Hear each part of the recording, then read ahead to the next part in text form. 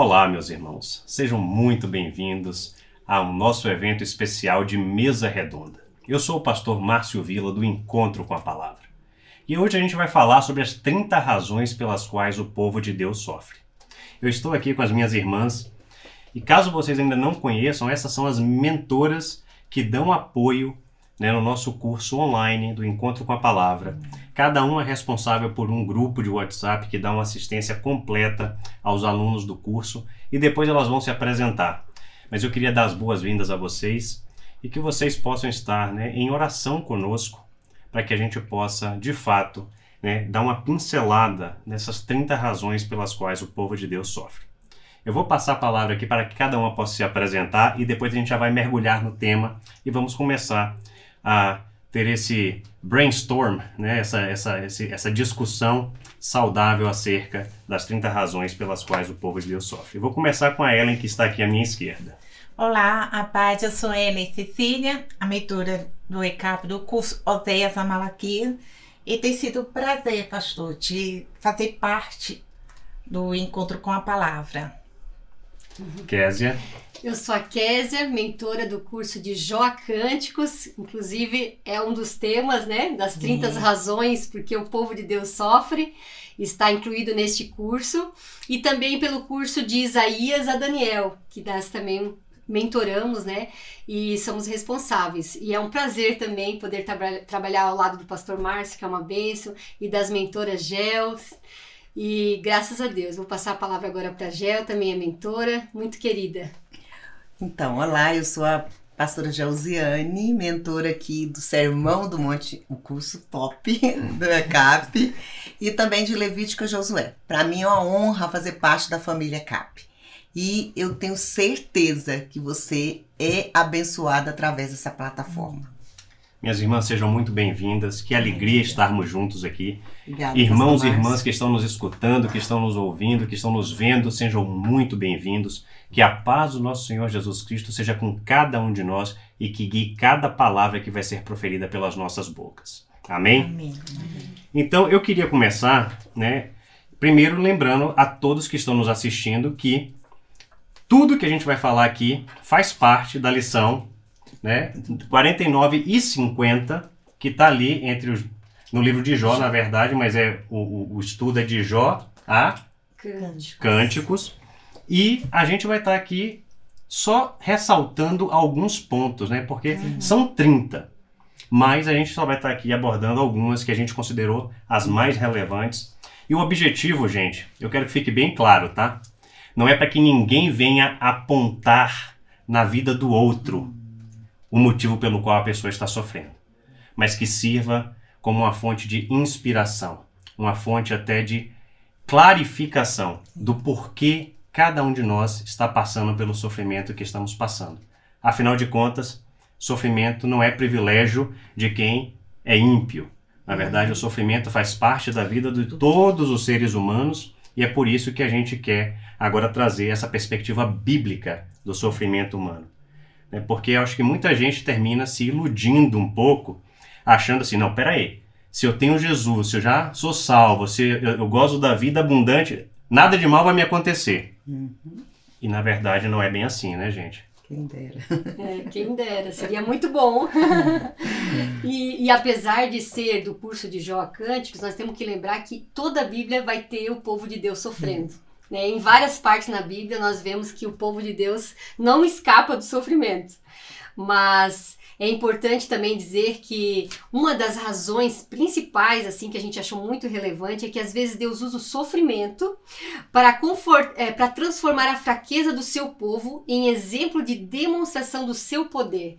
Tem aquela parte de Paulo ali que fala que ele é o espinho na carne, Mas o que Deus falou para ele? A minha graça te basta. Então, o sofrimento serve para muita coisa boa. Ele aprendeu muito ali com o sofrimento, com aquele espinho na carne.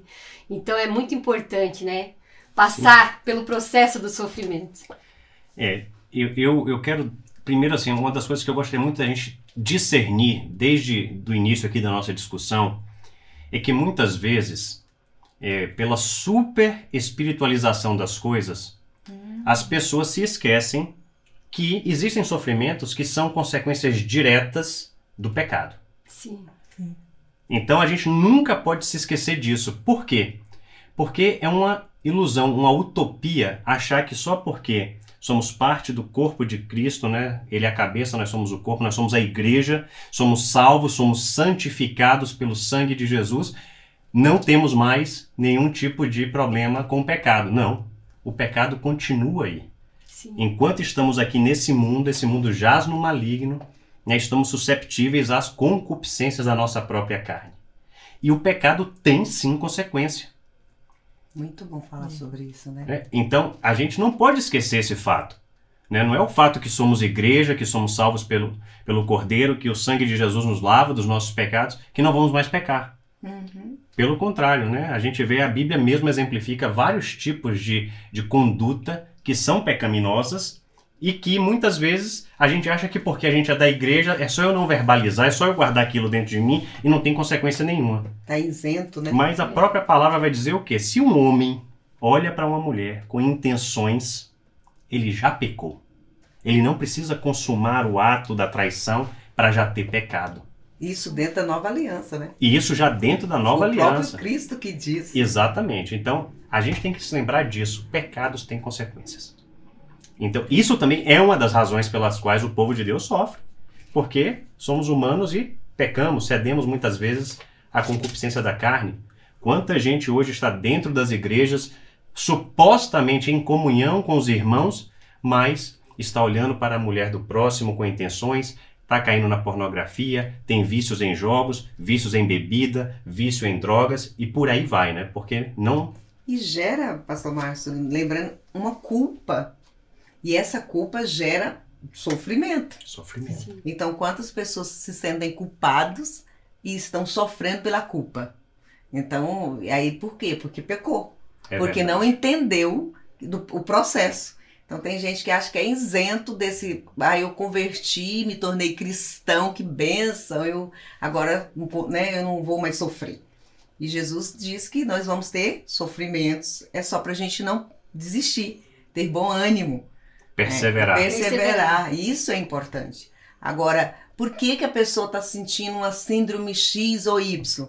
Porque a culpa está corroendo ali. E o pecado, né, atacou a pessoa de que forma? Com a culpa. E aí, infelizmente, as escolhas, além do pecado, tem as escolhas que fazemos que nos levam a alguns sofrimentos. E apesar de nós não sermos mais escravos do pecado, o pecado ainda temos a natureza pecaminosa. Então é isso que nos leva a buscar mais a Deus todos os dias para que Ele nos dê força para que a gente possa lutar contra o pecado. Na verdade, nós somos às vezes inimigos de nós mesmos, né? Lutar contra nós mesmos, lutar contra a nossa carne. Para que a nossa carne morra, né? E o nosso espírito vivifique em Cristo, né? Que Ele possa crescer dentro de nós, o Espírito Santo. E eu quero até aproveitar a fala de vocês duas, né? Porque eu acho que é justamente isso que a gente tem que ser lembrado constantemente. Primeiro, que sim, nós ainda estamos com a nossa carne aqui. Isso. E a palavra diz que a carne milita contra o espírito.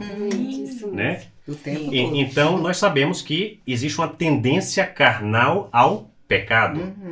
Em contrapartida, porque nós temos a esperança de vida em nós, o Espírito Santo está em nós, nós somos salvos pelo sangue de Jesus, então é um conflito interno. A carne militando contra o Espírito. E aí vem a pessoa que entra nesse ciclo de culpa, porque ela peca em, vamos dizer, em mente, não concretiza o ato, e acha que por isso não pecou, não sabendo que já está em pecado, e aí vem um grande problema que hoje a gente está vendo as pessoas sofrendo essa consequência da ansiedade, da culpa, da angústia, que é o quê? A falta da confissão do pecado. Então a gente tem que entender que não é para você, muitas vezes, né? Algumas vezes sim, mas na maioria das vezes não é para você ir a público e confessar o seu pecado. Não é expor. Não é expor, exatamente, porque, né, como é que você pode ter arrependimento e remissão sem a confissão?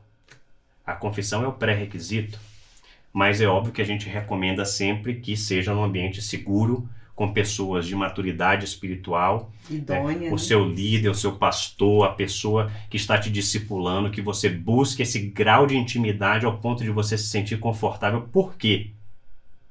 O corpo é para isso. A palavra diz que um dos objetivos do corpo é a edificação da própria igreja.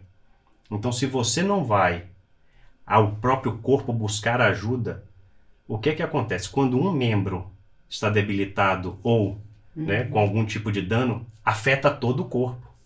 E a gente não pode tirar isso da nossa mente, tirar isso de perspectiva. Então, o nosso pecado tem consequências.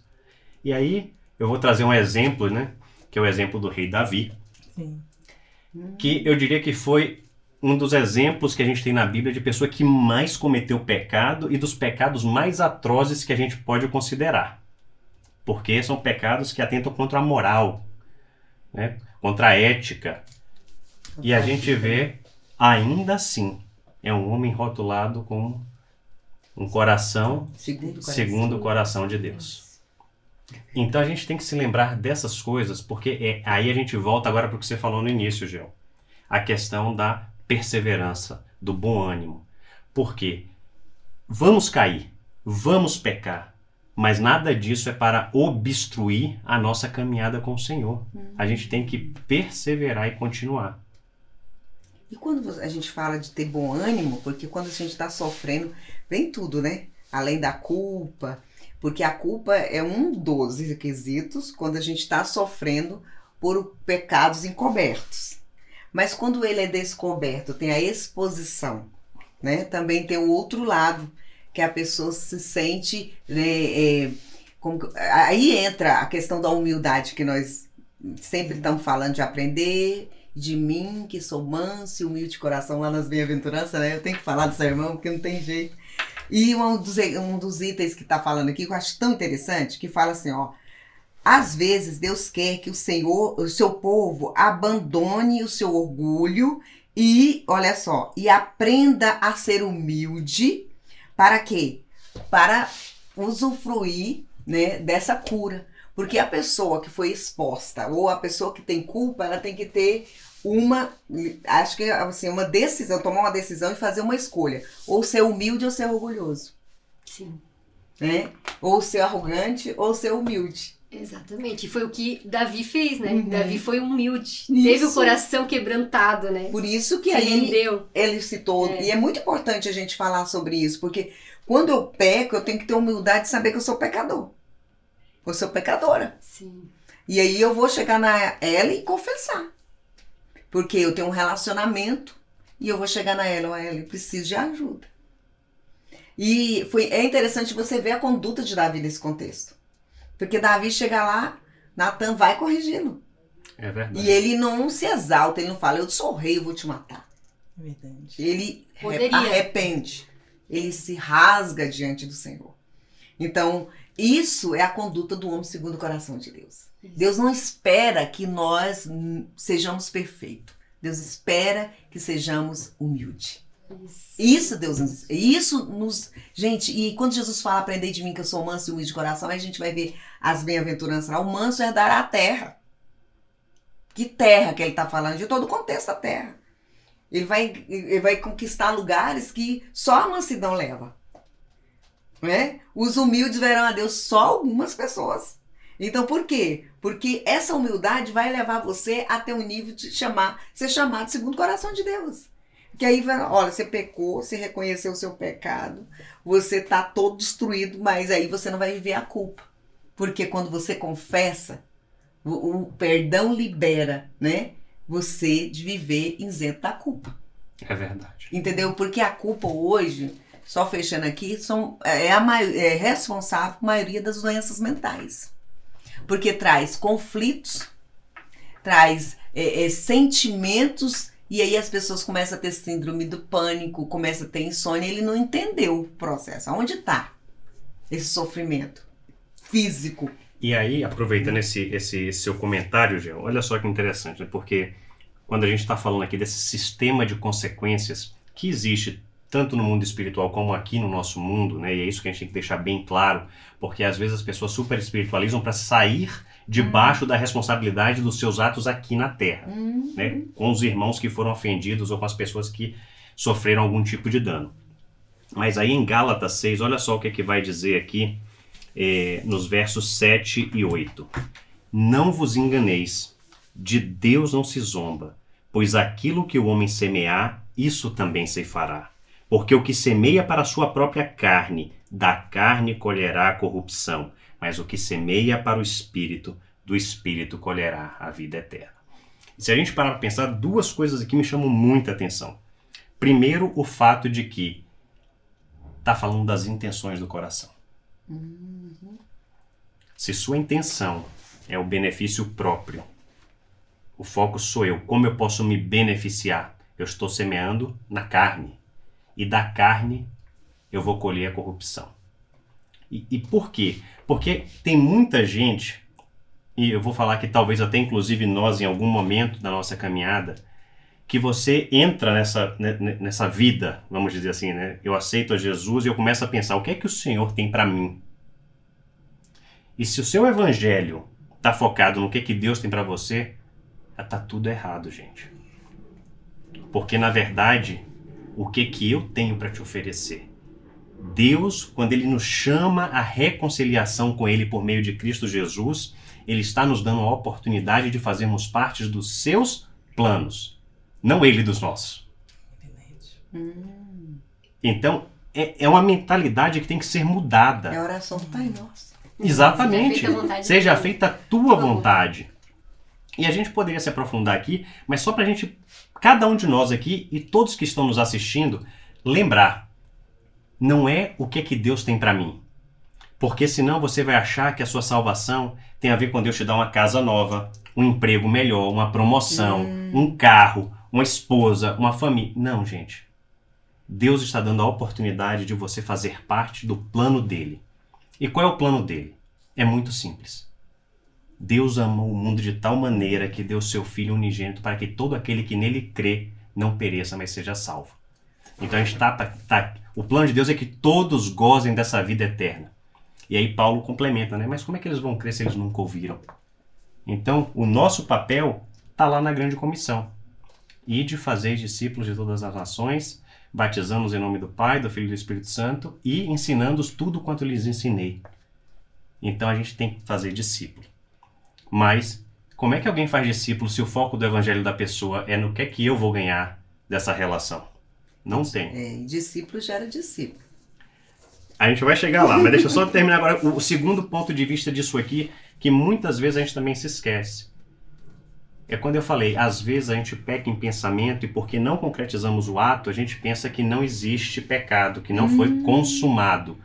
Mas se Deus é um Deus onipresente, onipotente e onisciente, ele sabe de todas as coisas. E talvez por isso Jesus deixou aquela passagem dizendo que se alguém olhar com a intenção, já traiu. Para que a gente se lembre que Deus, o inimigo não tem esse poder, tá, gente? De ler a nossa mente nem de projetar o futuro. Mas Deus tem. Deus tem.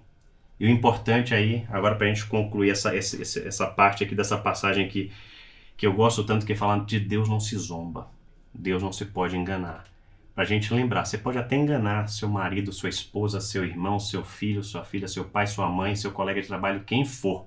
Mas a Deus a gente não engana. E aí é a importância da gente não entrar nesse ciclo da culpa, não entrar nesse ciclo de angústia, do que quer que seja que termina afetando a mente da pessoa. Qual que é o caminho mais fácil? Pedir perdão ou viver em culpa? Aí a gente tem que voltar para o tema da humildade. Porque tem muita gente que não tem capacidade de pedir perdão pela falta de humildade. Lembrando que o pedido de perdão não pode ser um gesto mecânico da boca para fora para satisfazer uma condição de religiosidade. Porque, mais uma vez, Deus conhece a intenção do coração. Quantas vezes a gente ora, Senhor, esquadrinha meu coração? É o salmista, né? Sonda-me. E a própria palavra nos lembra constantemente o quê? O coração do homem é enganoso. Então, assim, quando a gente ouve hoje em dia os conselhos aí, né, na televisão, nos filmes, siga o desejo do seu coração. Confie nos... Não, gente, não confia no coração, não. Confia na palavra de Deus. E a palavra de Deus diz, coração é enganoso. Verdade. É tão forte esse negócio de pensar que o coração pode reger a gente, né? Porque o tempo todo a Bíblia é contra isso. E hoje nós estamos num evangelho contemporâneo onde a pessoa está investindo os papéis. Eu tenho que me agradar. Né? Quando você disse aí que nós temos que entender que não é o que eu faço pelo evangelho, ou o que o evangelho vai fazer por mim, é a inversão de que as pessoas têm. E aí muitos programas motivacionais, não desfazendo, né? Até porque eu gosto muito, mas assim, a gente tem que compreender o que isso tem a ver com a Bíblia. Quando eu estou levando uma motivação para a pessoa de que não tem nada a ver, que isso vai passar, e aí gera um ciclo vicioso, e essa culpa gera uma ansiedade, essa ansiedade gera um pânico, gera uma depressão, e distancia do centro da vontade de Deus, que é o pior. Distancia de usufruir o Senhor, né, do Senhor. E aí a gente volta pro tema, né? E a pessoa vive em sofrimento. Aí você viu que eu vi o ciclo, a pessoa fica sofrendo. Aí você pergunta, porque eu não sei por que eu tô sofrendo. Então a gente tem que parar e perguntar. A onisciência de Deus, a onipresença de Deus, a onipotência de Deus, Ele pode nos revelar no seu secreto, né? Por que eu fiz errado? Por que eu tô sofrendo isso? Por que eu tô passando por isso? Porque às vezes a gente culpa... Para quê, né? Eu tô passando por para isso. Para quê? Né? Por que propósito? As pessoas não começam sempre a culpar o outro, né?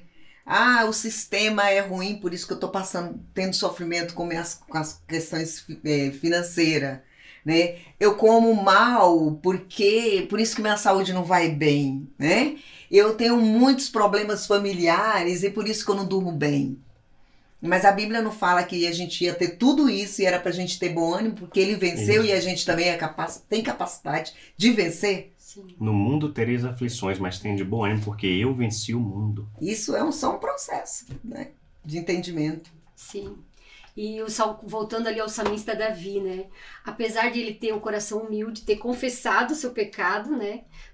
Para Samuel, não impediu da consequência. Ele continuou, teve a consequência futura. Então, às vezes a gente acha assim, não, eu vou confessar e tá tudo certo. Não, às vezes não tem como evitar a consequência. Então, a gente tem que pedir a Deus sabedoria para Ele nos dar o discernimento, né? E nos ajudar na caminhada com Ele, para que a gente possa evitar, né, de ter consequências. E além de confessar, evitar de sempre buscar a palavra, orar e pedir a Deus para evitar de você pecar, de pensar. Mas às vezes é inevitável. Às vezes a gente peca, às vezes, principalmente assim, sem pensar, né? Quando viu, já pecou. É verdade. Mas Ele sempre está pronto para nos perdoar, né? Independente. E é interessante porque você trouxe aí um assunto que é uma das coisas que a gente tem que refletir bastante. O fato que você confessou o pecado não lhe isenta das responsabilidades ou consequências que estão, né, ou que vêm, né, como própria consequência do seu ato. Né? E aí eu já entro num outro motivo pelo qual o povo de Deus sofre, que às vezes Deus usa o sofrimento para disciplinar os seus filhos que estão em desobediência e pecado. E aí, né, eu quero ler aqui a passagem que vai nos ilustrar claramente essa parte. Está lá em Hebreus, capítulo 12. Eu vou ler aqui do verso 5 e eu vou ler até o 13. Apesar de ser um pouco mais longo, mas é porque é importante a gente entender toda a conjectura aqui. Sim. E eu vou começar na parte B do verso 5. Filho meu, não menosprezes a correção que vem do Senhor, nem desmaies quando por ele és reprovado, porque o Senhor corrige a quem ama e açoita a todo filho a quem recebe. É para a disciplina que perseverais. Deus vos trata como filhos, pois que filho há que o pai não corrige? Mas se estáis sem correção, de que todos se têm tornado participantes, logo sois bastardos e não filhos. Além disso, Tínhamos os nossos pais segundo a carne, que nos corrigiam e os respeitávamos.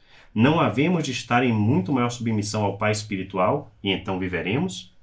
Pois eles nos corrigiam por pouco tempo, segundo melhor lhes parecia. Deus, porém, nos disciplina para aproveitamento, a fim de sermos participantes da sua santidade. Toda disciplina, com efeito, no momento não parece ser motivo de alegria, mas de tristeza. Ao depois, entretanto, produz fruto pacífico aos que têm sido por ela exercitados, fruto de justiça. Por isso, restabelecei as mãos descaídas e os joelhos trôpegos, e fazeis caminhos retos para os pés, para que não se extravie o que é manco, antes seja curado. Então a gente tem aqui princípios da palavra de Deus que são extraordinários, porque assim, eu fui corrigido, tá, gente? Eu não sei quanto a vocês, né? Não tinha lei da palmada, não tinha nada. E ninguém aqui está incentivando nenhum tipo de abuso, que fique bem claro isso. Sim. Mas a correção é necessária. A disciplina, as crianças precisam de limites. E isso é o propósito da correção. É que entenda que há um sistema de consequências e que há limites. A criança com limites, ela cresce mais segura. É saudável. É saudável. Quando a criança não tem limites, infelizmente, como minha mãe diria, né, é melhor te corrigir em casa do que você aprender na rua. Porque a rua não tem nenhuma piedade, não tem nenhuma mercê. Então, Deus usa o exemplo que a gente pode se associar com ele. Da correção. Pais que corrigem filhos, que impõem limites, que mostram até onde eles podem ir. E Deus está falando assim, a diferença é, pais corrigem por um determinado tempo e com propósito baseado nos seus próprios parâmetros. E aí cada família vai ter um parâmetro diferente. Mas a correção de Deus, ela tem o fim do aproveitamento. E o que é esse fim de aproveitamento? Edificação. Ou seja, para me colocar num patamar superior na minha caminhada, para que eu não permaneça em erro, em pecado, sem me desenvolver. Interessante isso aí, né? Porque quando a gente fala de disciplina, de hábitos contemporâneos de disciplina, todo mundo assusta, né? E nós não estamos falando só de disciplina de filhos, no contexto da igreja. Às vezes tem um XY pastor e ele quer corrigir, ele é criticado. Porque a pessoa não pode mais ser corrigida, não, né? Nós não estamos falando aqui de expor, como mesmo o pastor Márcio está dizendo, mas tem que ter limite. E Jesus não veio para abolir nenhuma lei, ele cumpriu a lei. É verdade. Se o próprio Cristo cumpriu a lei, o que nos leva a entender que nós estamos, né, salvos desse cumprimento. Né? Então, se eu disciplino meu filho, que é o meu filho natural, por amor, porque eu quero que ele se torne uma pessoa melhor, por que não entender que Cristo quer muito mais do que isso? É verdade.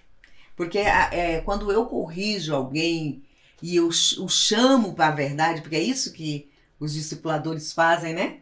É isso que o pastorado é chamado. É para quê? Para chamar a existência da verdade em nós. E às vezes já não é fácil ser corrigido, né? Não. Porque às vezes a gente dói lá no íntimo, né? Poxa, mas por que tá falando? Mas não, quando é de Deus, quando é num discipulado, tem que ser no momento certo. Quando é no momento certo, a gente aceita, porque a gente sabe que vem de Deus, né? Agora, quando uma pessoa critica, fala, não, você tem que mudar, é diferente. Quando qualquer pessoa fala. Então, a gente tem que falar, mas no momento certo, no discipulado, para a pessoa certa, para a pessoa de confiança, né? Abrir o nosso coração e falar o sofrimento que nós estamos passando, compartilhar o nosso sofrimento. Porque a correção vai levar também à proteção do sofrimento. Exatamente. É verdade. Se sentir seguro, né? É o que ele falou. Nós é a segurança, é a segurança. É você saber que tem alguém que cuida de você. É. E muitas vezes essa linha é tão tênue que se a pessoa está fragilizada, se a pessoa ainda não tem uma maturidade espiritual, emocional, a primeira reação do animal aquado é reagir. E reagir atacando. Então, você pode ver, se você vai falar com o irmão E você mal acabou de falar a frase, ele já está rebatendo o que você está falando, ele já está quadro, ele já está arredio. A gente sabe que, infelizmente, ainda não está aberto para a santificação, para a edificação naquele tema. Lembra do manso? Então, o manso vem do grego ali naquele contexto de cavalo selvagem a ser domado. Ele não vem aquele manso, aquela pessoa que fala calmo, tranquilo. É literalmente o animal selvagem que eu domei. Então, quando a gente está falando sobre essa disciplina, é isso. Eu vou entrar no reino de Deus todo estragado. Mas eu vou ser confrontado com uma verdade de Cristo. Porque é isso que você falou da linha tênue, né? Por quê? Porque não é a minha verdade, é a verdade da palavra. E o interessante, tudo isso, ouvindo, eu acredito que seja o principal é posição. Porque quando a gente se posiciona, a gente ouve a verdade, nos liberta. Na verdade, em 2 Coríntios 4, diz assim, 7, 9, 8, 10, vamos dar uma lida aqui. Temos, porém, este tesouro vaso de barro, para que a excelência do poder seja de Deus e não de nós. Em tudo somos atribulados, mas não angustiados. Perplexos, não desanimados. Perseguidos, sim, mas não desamparados. Abatidos, mas não destruídos. Trazendo sempre por toda parte a mortificação do Senhor Jesus no corpo, para que a vida de Jesus se manifeste também no nosso corpo. Olha que profundo. Para mim é muito forte esse versículo, né? Porque nós sabemos, o Senhor é o nosso pastor, nada faltará. Sabemos disso. O Senhor liberta, sabemos disso. O Senhor cura, sabemos disso. Mas o problema tudo é que nós não se posicionamos. Porque a dor no sofrimento, como o pastor Márcio diz, a gente pensa nos outros. Mas como está a sua posição? Como é que está a sua posição? Como é que está a sua posição? Eis-me aqui, Pai. E entendo uma posição, quando você é confrontado com as tribulações do mundo, você tem que tomar uma decisão. Então repare, se a gente não tem essa posição firmada em nós, primeiro, nossa identidade em Cristo. Falou tudo. É isso mesmo. Identidade, quem sou eu? Então se você não sabe quem você é em Cristo Jesus, qual é a sua posição? Se você não recebe a paternidade de Deus, na hora que você é confrontado com as tribulações, quando você é seduzido pelo pecado, você não tem uma rocha firme aonde firmar o seu pé para você se posicionar. Por isso que é importante esse processo de discipulado, esse processo de edificação do corpo. Sim. Porque as pessoas estão se convertendo e não estão sendo acompanhadas. Então ela acha que, primeiro, as pessoas às vezes esperam aquele evento sobrenatural na sua conversão. Aí você tem aquela experiência extraordinária, pode ser num culto, pode ser num evento, pode ser numa conferência. Aí você vai para casa, dorme feliz da vida, se acorda no dia seguinte, tudo continua a mesma coisa. E aí a primeira pergunta é, mas eu não aceitei a Jesus? Ele não vai mudar a minha vida? Ele não vai transformar o meu ser? E a pessoa, infelizmente, ela tem uma expectativa espiritual de transformação que ela quer ver no mundo físico. Mágica. É mágica. Como um passe de mágica. É. E, na verdade, esse é o papel da igreja. É o processo. O papel do corpo. Edificar uns aos outros. E como é que a gente faz isso? Basicamente no processo de discipulado. Caminhando juntos, né? Caminhando junto. E Conhecendo. dizendo, você fez assim, falou tudo. Qual é a minha identidade? O que fala aí do atribulado? O que fala aí, ele? O atribulado, vamos lá. Em tudo somos atribulados, mas não angustiados. Perplexo. Só segura aí. Atribulado é o que ele falou. Perturbado.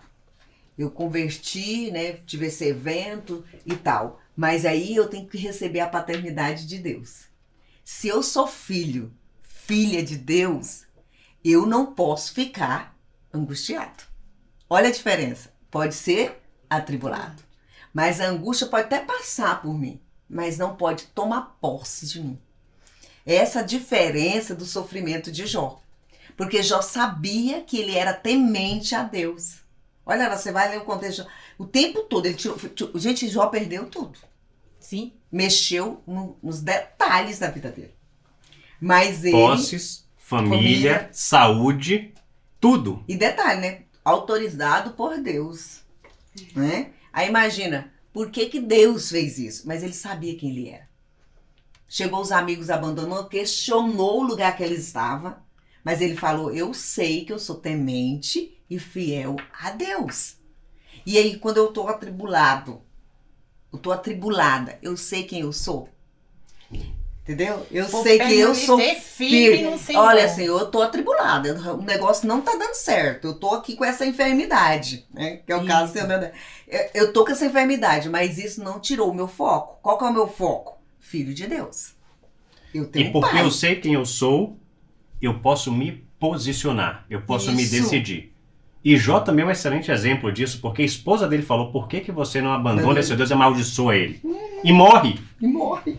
E aí o que ele fala? Assim, eu vou usar minhas próprias palavras, mas a fala de Jó é extraordinária e é exemplo para todos nós. Por que a gente só quer o Deus das bênçãos? Por que a gente só quer receber de Deus as coisas boas e quer rejeitar as coisas más? O mesmo Deus que deu, ele tira. E ele fala, eu jamais vou negar Contudo, nada. Né? o meu Deus. E a gente, por pouca coisa, quer negar Deus, né? Sim. Diante das dificuldades, a nossa primeira reação não é jamais olhar para dentro. Você já reparou? A gente está tendo hoje um hábito, uma prática muito comum dentro das igrejas, que a primeira coisa é questionar Deus, a autoridade, a soberania, tudo de Deus, sem sequer olhar para dentro de nós mesmos. Então, assim, é muito mais fácil você se colocar à parte da situação, culpar Deus e se isentar do seu próprio papel, da sua própria responsabilidade. Mas por quê? Porque a nossa falta de identidade tem nos levado a sofrimentos da alma. Leva muito a história do filho pródigo, isso aí, né? Sim. Porque o filho pródigo, ele recebeu o anel, foi vestido com vestes novas, e o mais velho não usufruiu disso. Ele foi questionar. Acontece muito isso no sofrimento. Por que eu estou sofrendo isso? Porque eu não mereço esse sofrimento. Mas aí, lembra tudo que nós estamos falando aqui de paternidade, se eu estou corrigindo meu filho. Eu sei que ele tem uma deficiência numa área. Eu preciso de tratá-lo. Aí a gente converte e fala, Senhor, faça a tua vontade, me ajuda, eu quero ser como tu. E a gente canta cada coisa linda, né? E aí Deus ouve. E Deus começa a responder. Aí fala, eu tenho que tratar, Gel. Então ela vai ter que passar por esse caminho para quê? Para gerar nela humildade. Para gerar nela uma forma de parecido comigo. Porque ela tem dificuldade de perdoar. Então eu vou gerar situações para que ela seja habilitada a perdoar. Interessante o que você acabou de falar, porque a gente, por exemplo, se alguém quer ganhar condicionamento físico, então você sabe que você precisa fazer o quê? Exercitar aquela musculatura, né? Submetê-la a um estresse para que ela reaja e cresça, e fortifique, e se torne capaz de executar mais e melhor. E justamente, muitas vezes, as dificuldades são colocadas em nosso caminho. Mais uma vez, a gente volta ao texto ali, para aperfeiçoamento. Como você falou, aquela pessoa que tem dificuldade de perdoar, como é que ela vai melhorar nisso se ela não tiver oportunidades para estar exercitando o perdão? Isso é profundo demais, né, Ellen? E Deus permite o sofrimento, né, do seu povo, que nem às vezes Deus quer ensinar o seu povo a crescer interiormente, né, que o povo de Deus, ele precisa ser confrontado, porque ele precisa crescer, ter maturidade espiritual. E quando fala ali naquele versículo que a Ellen leu, em tudo somos afligidos, mas não angustiados, confusos, mas não desesperados. Então a pessoa às vezes se converte, né? No primeiro momento ela fica confusa. Começa a ler a palavra, não entende nada. né? E daí ali que começa, ela acha que ali vai acabar tudo o sofrimento, mas na verdade é ali que começam os conflitos dela, né? Mas não desesperados. Então Deus não permite que ela fique desesperada, porque ela vai buscar na palavra, ela vai ser ensinada. Por isso é necessário o discipulado, né? Voltamos ao discipulado. Então, quando ela é acompanhada, quando ela é, né, cuidada, né? Ela se sente cuidada, ela sente uma gratidão e ela vai ler, ela vai querer entender, ela vai ter curiosidade, ela vai ter sede de Cristo. É verdade. Né? E ela vai querer ver que, ela vai entender que o sofrimento que ela vai passar, né, que ela pode passar, mas Deus vai estar com ela. Dentro do sofrimento, mesmo com o sofrimento. E aí quando você falou uma coisa interessante, que nós vivemos hoje é pessoas desesperadas. São desesperados para ter um relacionamento perfeito, para ter a melhor casa, desesperados para ter, né, promoções no emprego, desesperado pela beleza, né, que tá um negócio louco, né? Pelo último modelo de telefone, de tecnologia. Isso, a gente se desespera. O que vem antes do desespero? Lê na sua palavra. Sim. Eu gostei dessa linguagem. Então, em tudo somos, mas não angustiados, confusos, mas não desesperados. Então, olha o posicionamento que ela falou. Eu tenho que ter uma posição. Eu tomei uma posição, eu sou filho de Deus. Então, tudo que Deus tem, Ele pode me dar. Eu não sou filha. E até o sofrimento. Se Ele, por exemplo, Ele permitiu que Jó sofresse. E quantos de nós somos pais, até para os que estão nos assistindo, e ainda que você tenha condições financeiras de dar um presente, quantas vezes a gente sabe que ainda não é a hora? Não está pronto. Ou seja, a gente tem que lembrar que os filhos, e nós somos filhos para Deus, né? Somos adotados pelo sacrifício de Jesus, a gente sabe que tem coisas para as quais não estamos preparados. Verdade. Por exemplo, a gente fala, né? Você quer saber quem é a pessoa? Dá poder para ela. E aí Como você que eu vai vou dar ver. um carro para alguém rapidinho. que não sabe dirigir? Exatamente. A gente não entende muitas vezes porque Deus não dá o que a gente está pedindo. E esse muitas desespero pessoas, que o apóstolo Paulo está citando aqui, tem que entender muito que esse desespero ele gera vários comportamentos mentais, né? Que é o que Deus estava falando. A gente não tá, talvez aquele povo lá não entendia. Se entendia porque o grego tinha muitas essas questões já, né?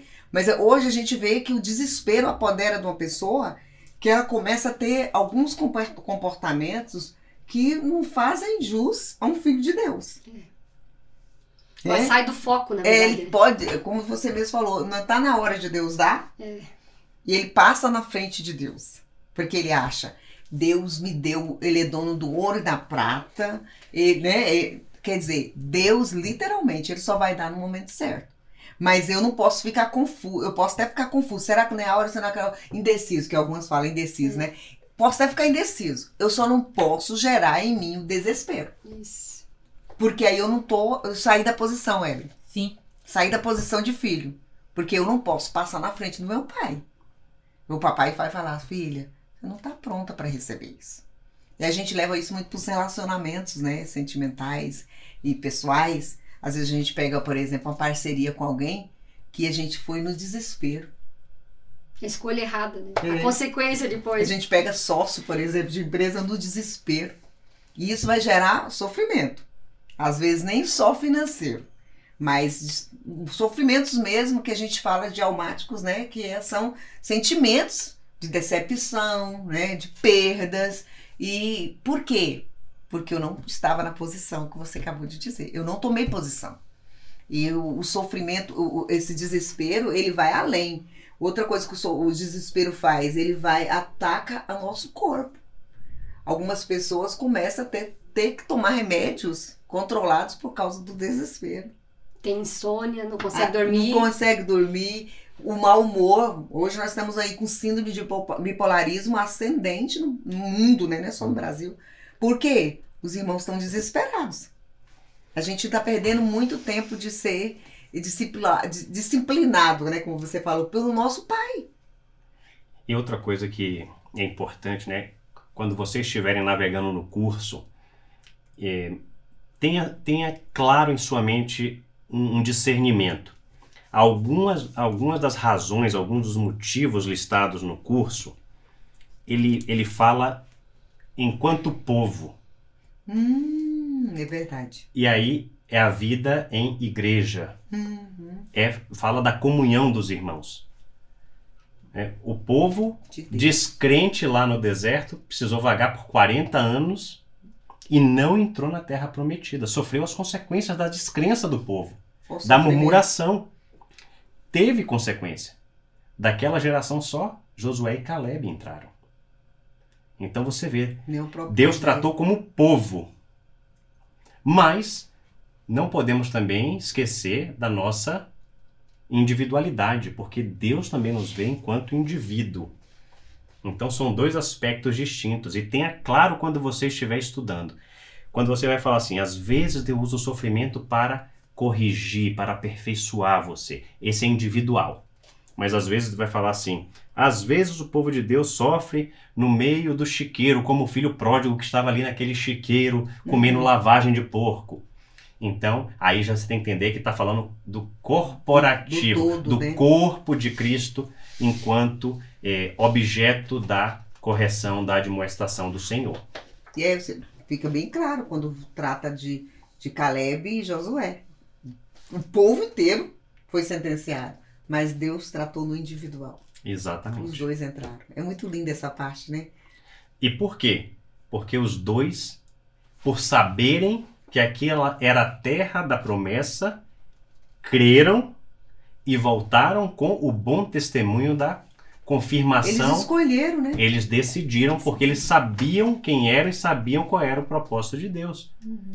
E muitas vezes, a gente vai voltar de novo para o que é que o Evangelho tem para mim.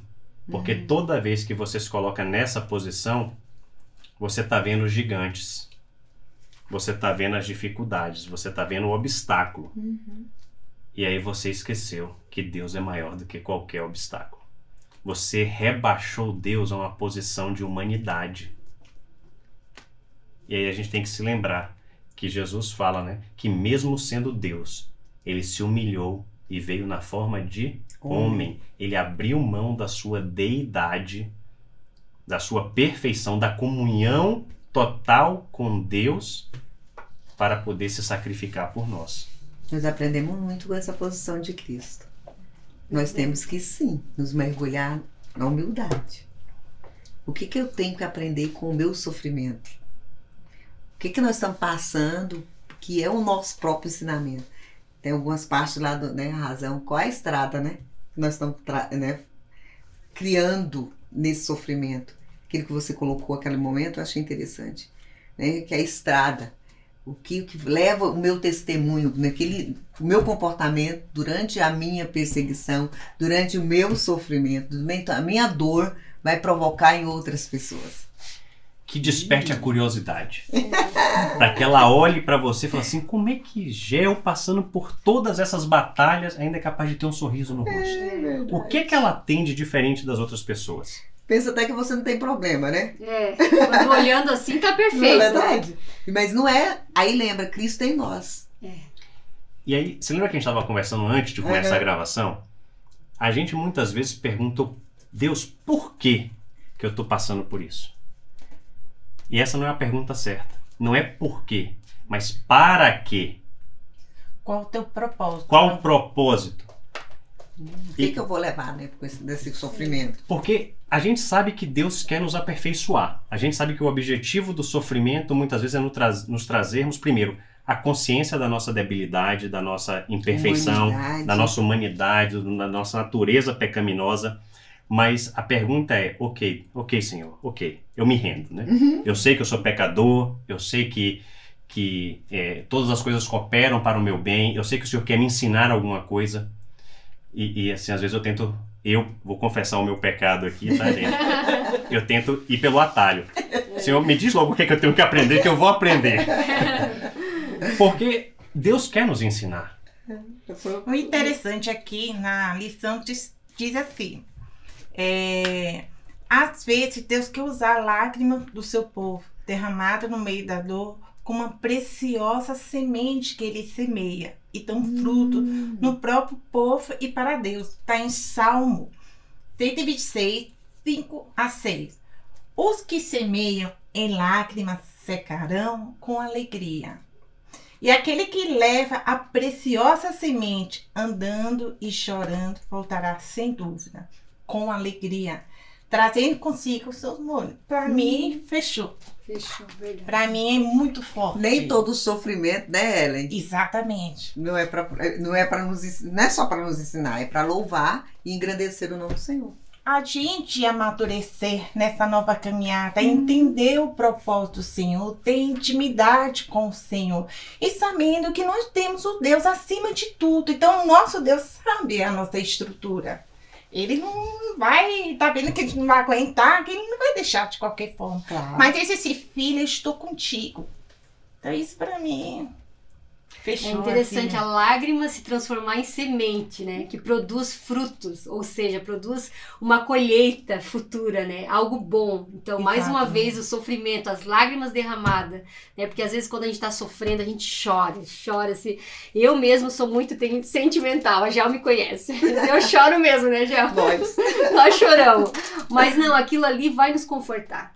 Tem algo bom que vai vir lá na frente, que a gente não tá vendo, mas Deus tá vendo, Deus sabe, Deus conhece o futuro. Ele é onisciente, onipresente, onipotente, né? Interessante, diante de tudo isso, só assim a gente consegue ver a glória dele. É, Só assim a verdade. gente consegue ver o milagre, só assim a gente consegue ver o sobrenatural, o extraordinário, o que tá na palavra, a Bíblia. Só assim pra gente experimentar. E é tão profundo quando você fala assim das lágrimas e remete àquela questão de que Deus quer gerar, né, tesouros, né, que tem uma Sim. das razões aqui. Que tesouro é esse? A gente, principalmente a gente que está discipulando, cuidando de pessoas. Aqui mesmo, enquanto a palavra, né, a gente tem esse feedback, que bênção. E a gente só vai ter essa consciência e esse amor pelo sofrimento do outro se a gente tiver uma experiência naquele sofrimento. A gente estava falando justamente disso antes, né? Eu sou uma pessoa que eu tenho pouca empatia. E óbvio, cada um de nós tem uma característica única, Deus nos criou dessa forma única. Mas eu aprendi algumas coisas por experiência. Então, às vezes, quando eu tinha alguns amigos que perderam familiares, eu ficava meio sem saber o que fazer, porque eu nunca tinha passado por essa experiência. Dói, né? Será que é assim mesmo? Então, para mim, era algo tão distante que eu não tinha nem, às vezes, a palavra certa para consolo, eu não tinha uma palavra de encorajamento, não tinha um ombro para poder dar. E minha natureza muito resolutiva, eu sempre queria, prover uma solução. E, na verdade, a pessoa não queria uma solução, a pessoa às vezes só queria um ombro para chorar. Só você. Até que eu perdi um ente querido.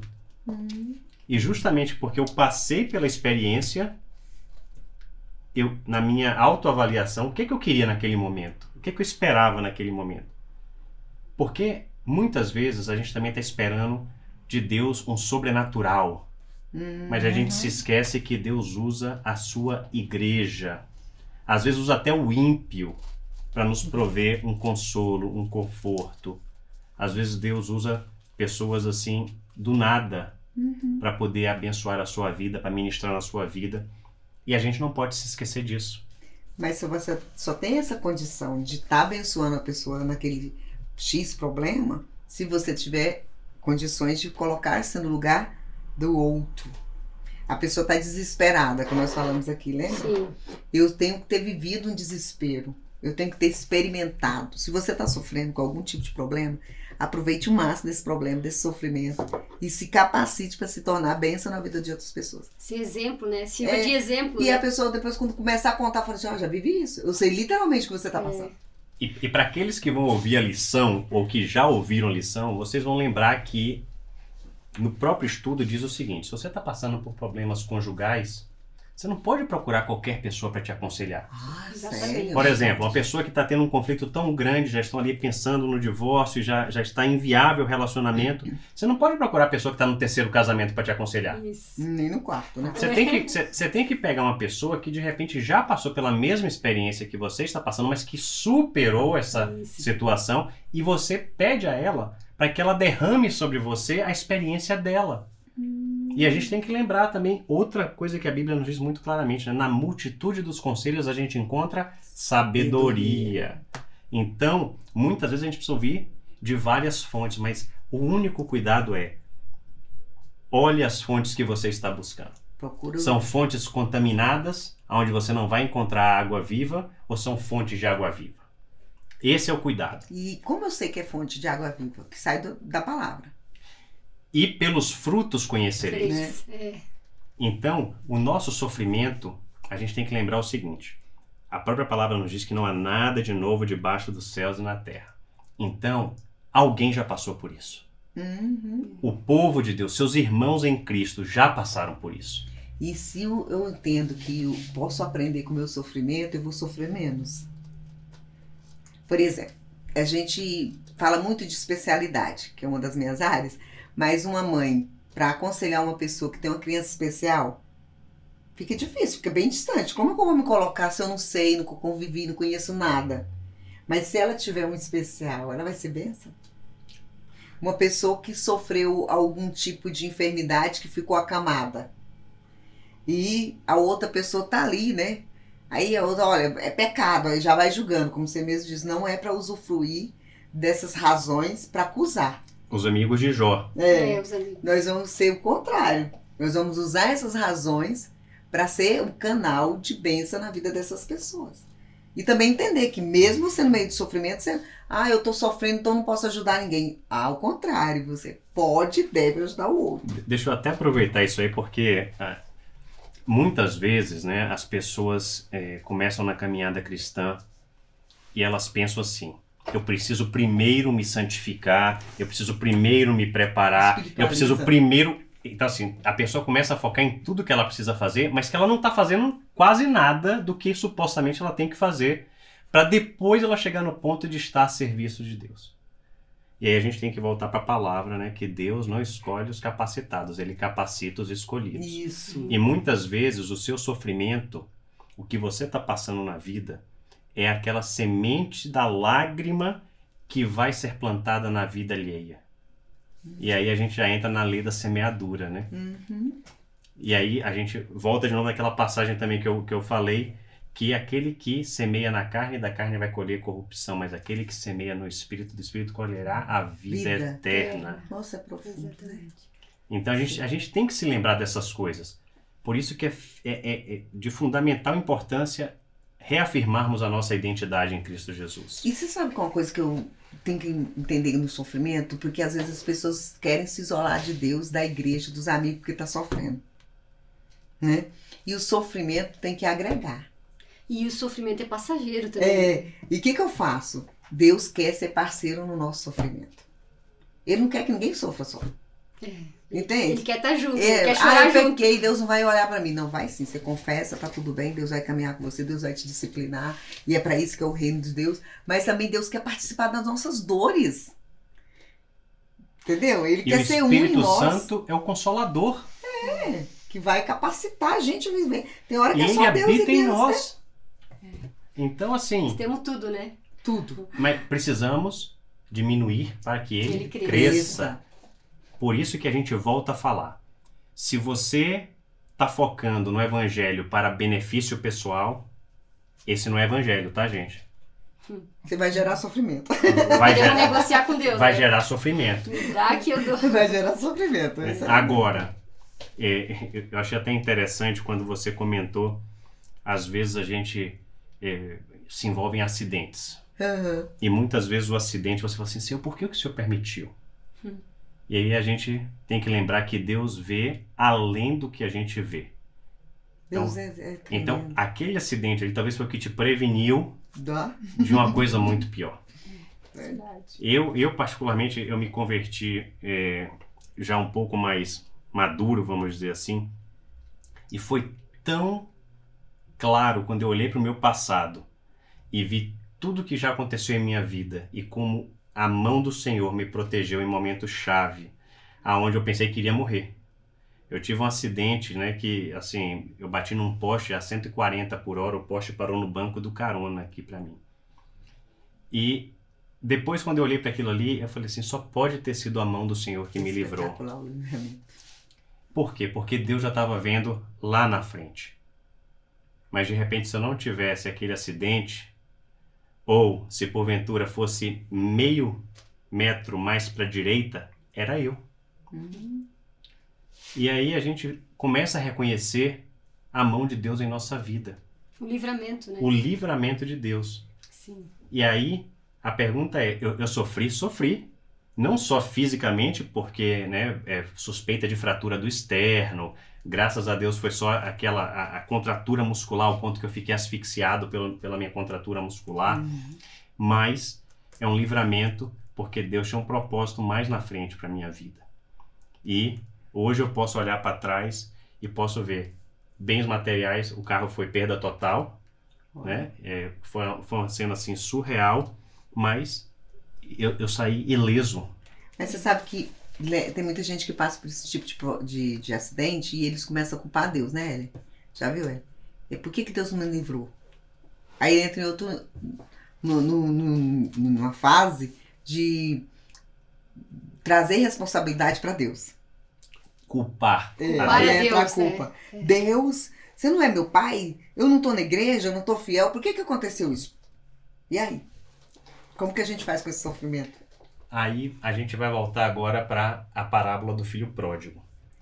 Falando agora do irmão que ficou em casa. Do que tinha tudo. Por quê? Porque ele tinha acesso a tudo, não gozou das benesses do pai, mas ele queria requerer direitos pela atitude dele, ou seja, a religiosidade.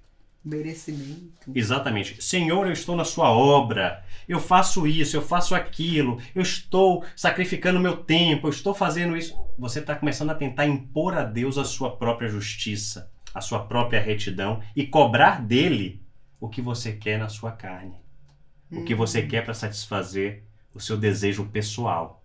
E acaba que nós não conseguimos diminuir e que ele também não consegue crescer em nós. Impede o crescimento de Deus na nossa vida, né?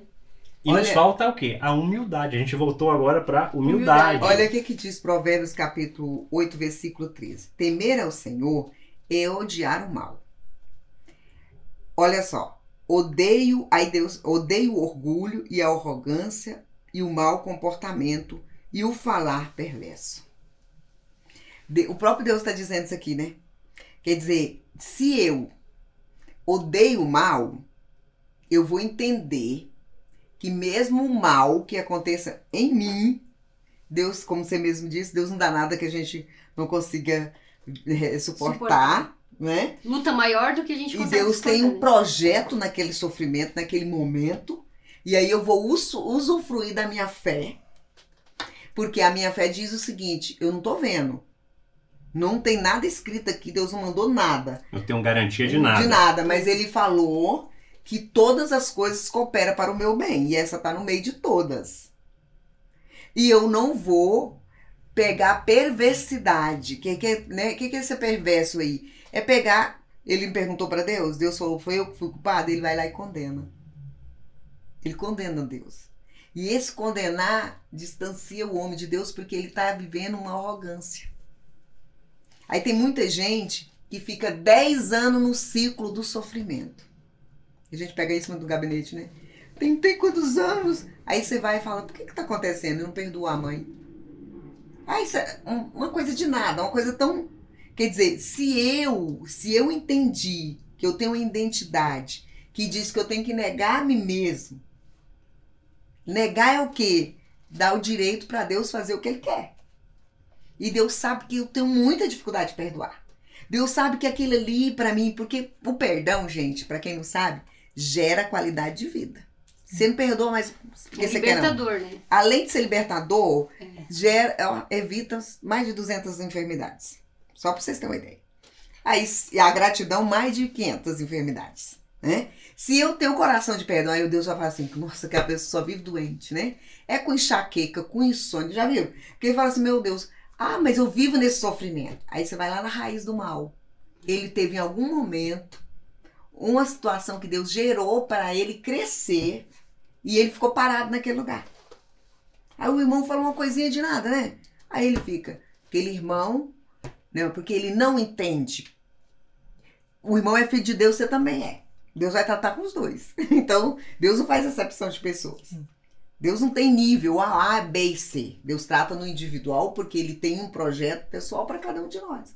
Mas eu não posso ser orgulhoso de achar que porque eu falo mais bonito, porque eu tenho um título de pastor, porque eu tenho uma igreja mais bonita, eu sou mais merecedor do cuidado de Deus. E isso está gerado nas pessoas expectativas erradas acerca de Jesus, acerca do evangelho. Sim. Porque o evangelho é só negar. É o irmão magoou você, a Bíblia nem fala. Quem está magoado é que pede perdão. A Bíblia não fala quem magoou. Olha, já começa tudo assim, esquisito. A gente vê que Pedro foi nessa linha, né? Senhor, quantas vezes eu devo perdoar meu irmão? Até 7 vezes? E aí Jesus fala o quê? Até 70 vezes 7. Num único dia do mesmo pecado. Então, assim, basicamente... Não tem limite. O que a gente está falando é que você tem que perdoar. E muitas vezes, eu só queria encorajar todos que estão nos assistindo, também para não ter o perdão como algo leviano. Ou seja, a pessoa que está perdoando da boca para fora, mas que está guardando no coração a mágoa ou algum tipo de sentimento, um ressentimento contra alguém.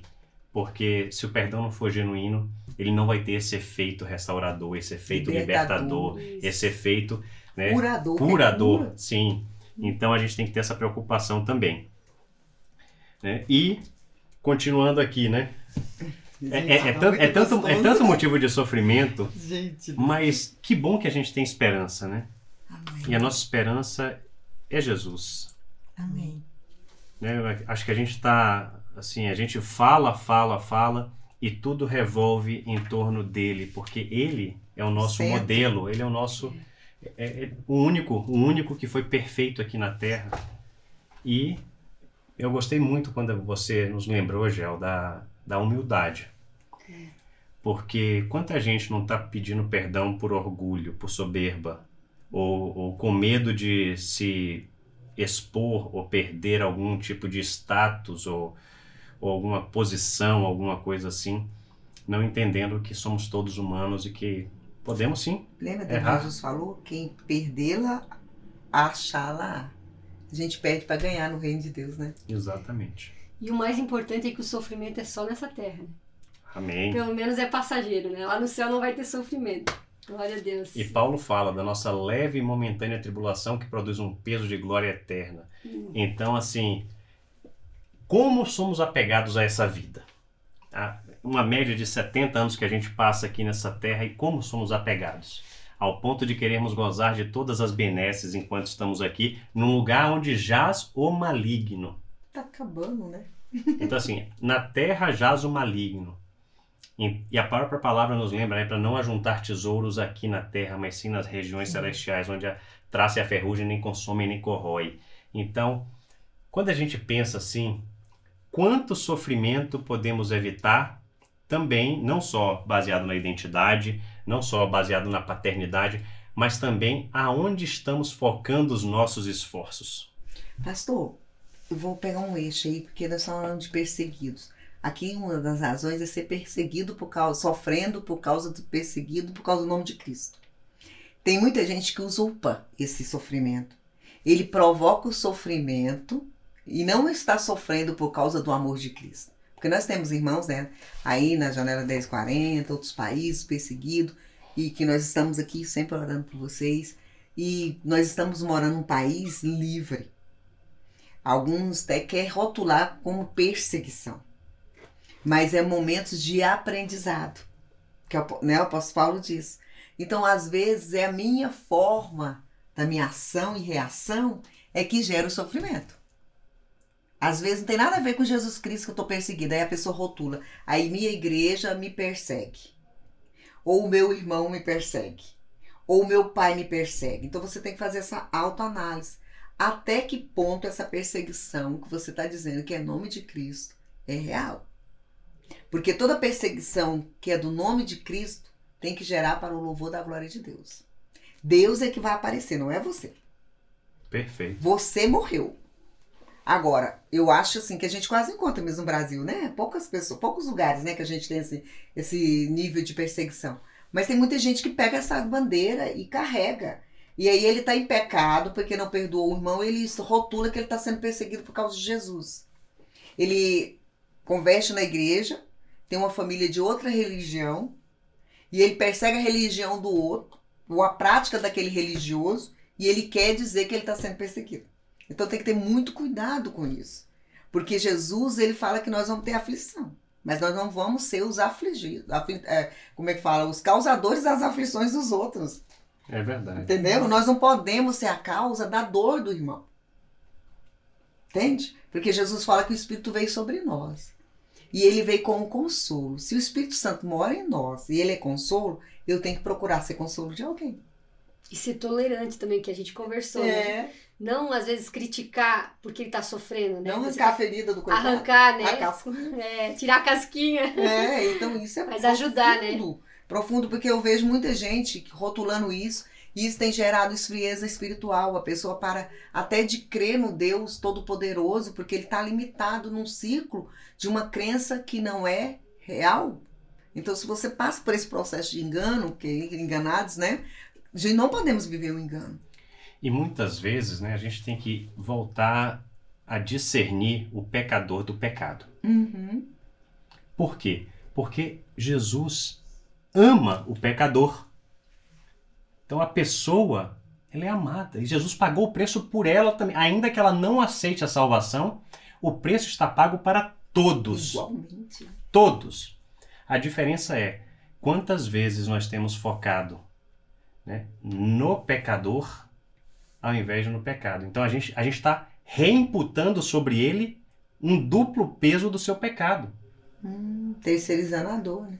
E aí sendo imputadores de sofrimento na vida alheia. Por quê?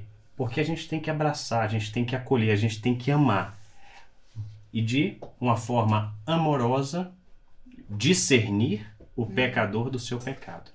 Isso é profundo. Nós não somos cúmplices daqueles que não cumprem a palavra. Mas nós amamos a todos, porque Mas Jesus nós não somos amou. acusadores, né? Então a gente tem que lembrar que existem pecados, né? E a gente tem aqui listas de pecados na Bíblia, né? Já falar dos assassinos, daqueles que mentem, né? Mentira. Quanta gente está dentro da igreja e está contando mentira? Usurpando Jesus. E, na verdade, a mentira é tanto pecado quanto assassinar. Não está dizendo que o assassino está num nível, num patamar de pecado mais alto que o da mentira. Ah, não, minha mentirinha é mentirinha santa. Gente, isso é coisa do inimigo. Isso é outra mentira. É outra mentira. Mentira. Então a gente tem que se lembrar que é pecado. E o que é pecado, gente? É tudo que nos afasta de Deus. Por quê? Deus é santo, nele não há mácula, nele não há mancha, nele não há nada. É pura luz. E o pecado é uma mancha. E na presença dele não há. Então o que acontece? Não é Deus que se distancia de nós. Somos nós que nos distanciamos dele. Então, mais uma vez, não sejamos nós os dedos apontados, né? Que possamos ser os testemunhos da luz de Jesus em nossas vidas. As lágrimas que rolam. As lágrimas que vão semear na vida alheia. Verdade. Mas isso também temos que ser tolerantes, amorosos, mas não acobertadores do pecado alheio. Posicionar. Porque temos identidade e temos um pai. A gente sabe quem a gente é, não pode ter dúvida. Então nós podemos amar o pecador, sim. Nós não vamos ser cúmplices do seu pecado. Mas nós vamos amar o pecador. Sim. E quanto sofrimento não poderia ser evitado só com essa atitude? É verdade. Jesus, ele ensina o tempo todo, né? Tava lá a mulher pecadora e ele falou, quem não tem pecado, Atire a primeira pedra. Né? Eu tenho que entender o meu sofrimento, qual a diferença do cristão no sofrimento e o não cristão. Eu tenho um lugar como cristão. Eu sei onde a minha dor pode ser lançada, na cruz de Cristo. Amém. Entendeu? Eu tenho um parceiro, né? Que é o Espírito Santo. Eu tenho dores, tenho. Eu tenho sofrimentos, tenho. Mas eu tenho alguém comigo, eu não estou sozinho. E essa segurança é gerada por um relacionamento. Com quem? Com o Pai. E aí, nesse relacionamento, eu conquisto a minha identidade. Aí a pessoa fala assim, mas meu sofrimento vai passar. Quando é um cristão, literalmente, com identidade, ele pode passar as suas adversidades, mas ele vai entender que faz parte do processo. Processo. Eu estou aprendendo, eu estou sendo disciplinado, essa luta vai ser para a honra e glória de Jesus. E Olha, vai passar. E vai passar, trazer né? frutos, vai ser a semente para outras pessoas. Ele não vai ficar no lugar recluso onde, por que estou sofrendo? Esse negócio não vai passar, Deus não, foi justo comigo. É a posição da pessoa que não tem identidade. Esse sofrimento, ele gera relacionamento. E você falou aí, eu me lembrei do profeta Elias, né? Ele acaba, né, de literalmente exterminar os profetas de Baal Extraordinariamente. de uma forma sobrenatural. E no momento posterior, aquele homem de tanta fé, que foi utilizado por Deus para mostrar que existia só um Deus, está fugindo Deprimido. e escondido na caverna, totalmente deprimido e pedindo a morte. Quantas pessoas hoje não estão sofrendo a ponto de pedir a morte? Por que Deus leva a gente a conhecer a história de Elias? A Bíblia sempre traz essas histórias para a gente não fazer como tal. Pra não fazer igual, né? A gente não pode repetir aquele erro. Jesus falou, você viu o que aconteceu, foi feio o que ele fez. E nós estamos aí na época não é a graça, agora está tudo aberto, o céu está aberto para nós. A gente pode estar péssimo, você entra lá no quarto de oração, você ora, meu Deus do céu, a gente volta renovado. Gente, isso não é maravilhoso? O consolo do Espírito Santo, É né? forte, é tremendo, é vital. Aí a pessoa fala, em vez dela ter esse momento com Deus, ela vai ligar para alguém para reclamar, né? Em vez de E vão orar, ficar murmurando juntos. Aí vai ficar no deserto rodeando junto. E a palavra diz o quê? Trazei à memória aquilo que te dá esperança. E aí, o que é que Deus fez com Elias? Primeiro, ele proveu. Proveu Deu comida, sustento, deu né? sustento para ele. E Deus fez o que com ele também? Tratou. Tratou, disciplinou. Isso. Tratou. Curou as feridas. Ele achava que ele estava sozinho. Então, para você que está se achando sozinho, lembra, corpo de Cristo, irmãos, pessoas que já passaram pela experiência. Cola com o irmão. Muitas vezes, as pessoas hoje estão também com medo da exposição. Verdade. E quanto sofrimento tem trazido isso ao povo de Deus? As redes sociais, né? Buscando os caminhos errados para tratar as Tem coisas. gente que trata dor na internet. Agora vai tá- direto pro Google, né? Ele vai direto lá pra para internet. Facebook, na verdade. Instagram e Expor. fala, eu tenho uma coisa para contar. Gente, aquilo lá não vai curar, mas se ele fosse pro quarto de oração, Ou se ele fosse para o pastor, se ele fosse pro para o seu seu conselheiro. discipulador, Certa, né? para o seu conselheiro. O corpo de Cristo, se ele fosse para o corpo. Jesus ensinou sobre isso. Confessai uns aos outros as suas fraquezas, as suas dificuldades. E por que eu tenho que confessar? Aqui, ó, Tiago 5,16. Confessai, pois, os vossos pecados uns aos outros e orai uns pelo outros para serdes curados. Olha aí. Muito pode por sua eficácia a súplica do justo. Aí vai, eu conto pro pastor Márcio tem a empatia comigo, sente minha dor, ora comigo, pensa, maravilha que é. E Já ficamos renovados já, né? aí os dois ficou curado, é um trem Curado, maravilhoso. renovado. Deus deu todos os caminhos, gente, a Bíblia é... E aqui eu só quero tomar bastante cuidado para que ninguém entenda que a gente está falando de salvação, tá? A gente está falando aqui de cura da alma. Sofrer. Por quê? Porque as pessoas, quando elas enterram aquele seu pecado dentro de si, o sofrimento vem. É inevitável. E o peso se torna maior com o passar do tempo. E se ficasse só na alma, né? Na mente, vai pro corpo. Mas reflete. Reflete em Doenças, tudo. né? Acaba tendo. As pessoas hoje andam todas... E a mente precisa estar sempre renovada. E que Jesus não E falou se a isso? gente não renovar É, com a apóstolo palavra, não tem. Não tem. Aí, você falou de renovar. O que é renovar? Não é todo dia tá ali? Pá, pá. Gente, o sofrimento, lembra que todo tempo angustiado. Vai ter, você vencer uma etapa, vai passar por outra. Você não tá numa bola protegido de problema. Mas a sua mente tem que estar. É a mente, sim. A mente de Cristo, né? Renovada. Todo Temos que dia. ter a mente de Cristo. E é muito linda essa parte da renovação da mente. Começa tudo aqui, ó. Aí a pessoa enche de amargura, de dores, aí foca na dor. Aí você fala assim, gente, Jesus levou todas as dores sobre ele. E eu não posso sofrer uma dor, não posso quebrar um pé? E para mim, mais forte é quando Deus deu seu filho. O único. Único. Para quê? Para nos perdoar pelo nosso pecado. Imagina um sofrimento para Deus também dar o seu filho. Mas por quê? Por amor a todos nós. Ensina eu a doar. Então, quem sou eu para reclamar, dizer assim, pai, eu digo, pai, me dê estratégia. Não estou pedindo para tirar esse processo do sofrimento, mas eu quero entender o teu propósito. Me dá a estratégia para passar esse sofrimento. Porque é no teu nome que tem poder, não é no meu. É no nome de Jesus que Jesus pode mover as águas. Sim? Nós temos que Verdade. passar pelo sofrimento dando glória a Deus ainda. Agradecendo, né? Mesmo em meio à luta ali, nós temos que saber que Deus está o no coração de controle, né? adoração, né? É a adoração. Adoração. Adoração não tem só a ver com música, né? Tem a ver com atitude, né? Atitude. Atitude do adorador. Tá ali, Vai além da música. Vai adoração. além, tá gemendo, tá tudo estragado e você tá firme. É uma adoração. É muito forte. Quando Obediência. Obediência é um ato de adoração. Também é. E o que a palavra ensina sobre sofrimento? Jesus, olha lá, ele teve o quê? Suor de sangue. Gotas de sangue, isso mesmo. E ninguém sofreu mais que ele, né? E ele viu a nossa dor. Então, quando a gente fala assim, que eu não sou merecedora, eu tô dizendo, eu sou muito melhor do que Cristo. Você está desprezando o sacrifício da Sacrifício cruz. dele. Eu sou muito melhor. Se eu sofrer, é porque você quis. Não é assim. Aí eu não entendi nada, né, do processo.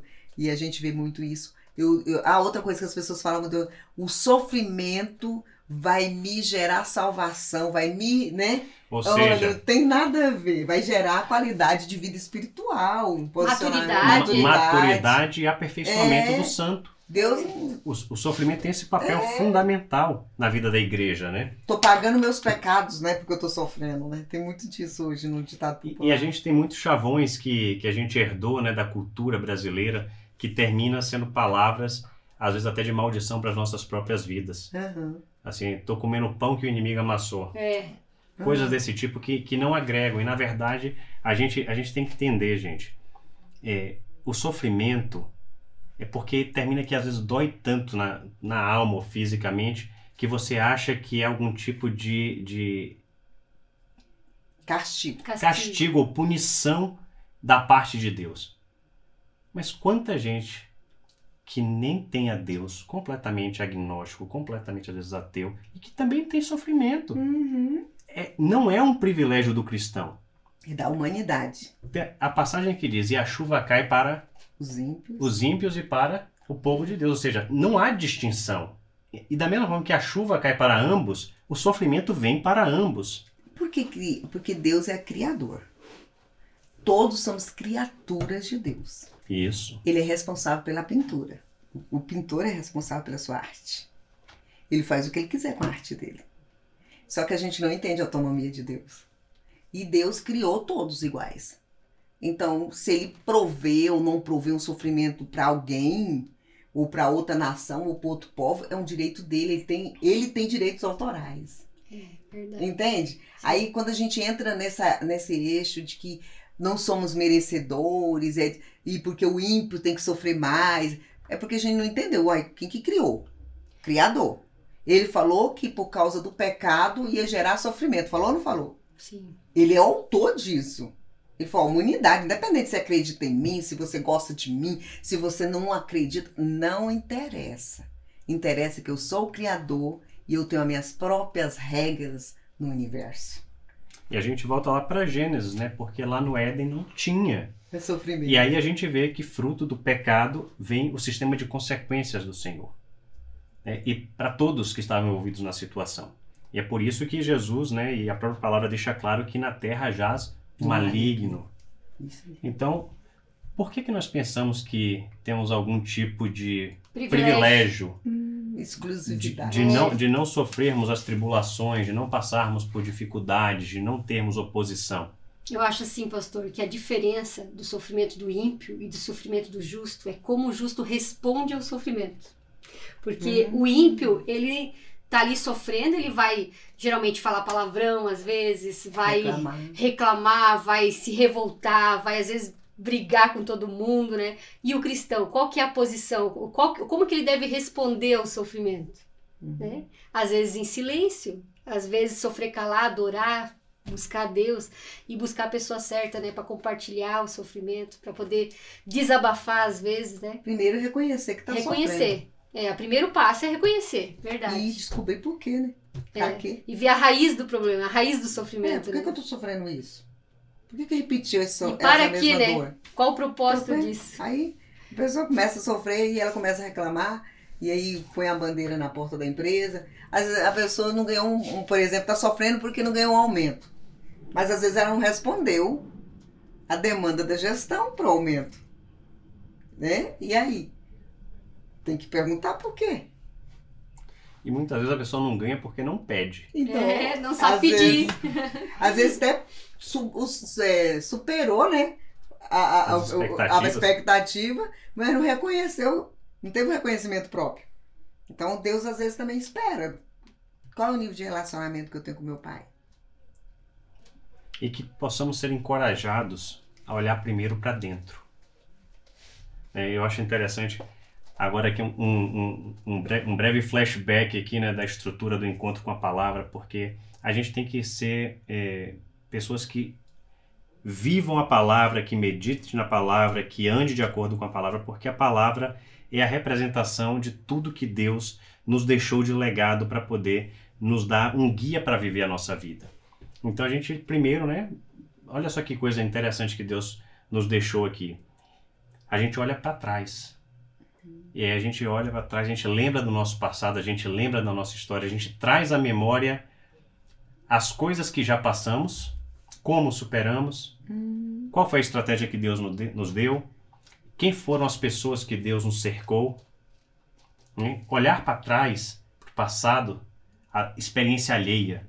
Quanta gente evitaria problemas se ouvisse um conselho de alguém que já passou pela situação parecida, né? Então, olhar para trás é trazer à memória aquilo que nos dá esperança. Mas não basta apenas olhar para trás, nós também temos que olhar para a fonte. A fonte está onde? No alto. Meu socorro vem do Senhor. Meu socorro vem do Senhor. Fez os céus e a terra. Então, assim, não só olhar para trás, porque óbvio que nossas experiências nos ajudam, mas se a gente não se conectar à fonte, se a gente não estiver cheio da presença dele, se a gente não estiver conectado a ele, não estiver reconciliado com ele, se não estivermos em unidade com ele. É o que a Eli falou, a mente, né? A renovação constante da mente em Cristo Jesus.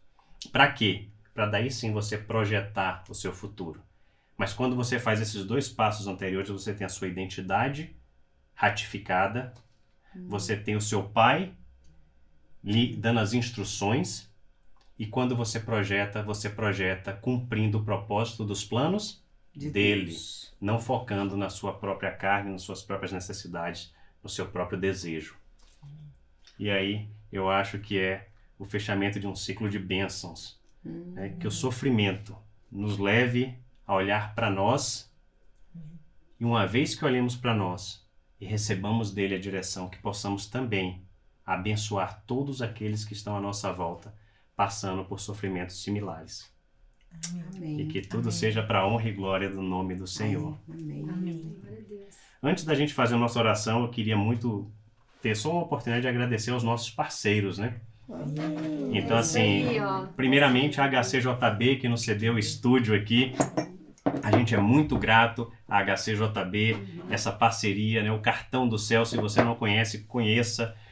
Mais de 600 horas de programação da HCJB e todo o encontro com a palavra no Cartão do Céu disponível para aquelas pessoas que não têm acesso a uma Bíblia, a palavra de Deus, a ensinos e a estudos para a edificação do corpo de Cristo.